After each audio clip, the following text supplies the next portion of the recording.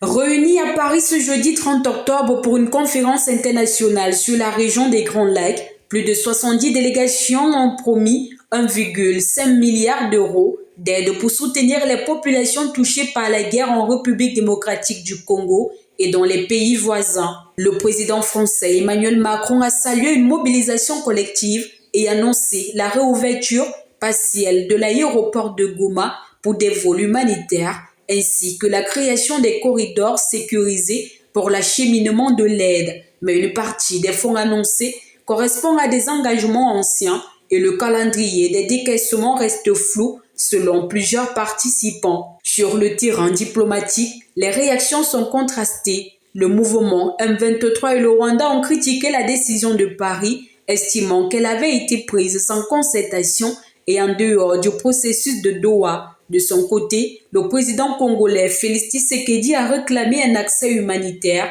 immédiat et sécurisé, ainsi que le retrait des forces étrangères du territoire congolais. Le président togolais Fornia Simbe, co-organisateur de la conférence, a appelé à un contrôle africain renforcé de l'aide humanitaire pour éviter les détournements et renforcer la transparence. Malgré les incertitudes, cette conférence a permis de remettre la crise du Congo à l'agenda international. Pour les ONG, les promesses de Paris devront désormais se traduire en actions concrètes sur le terrain afin que l'aide parvienne réellement aux millions de civils pris au piège du conflit.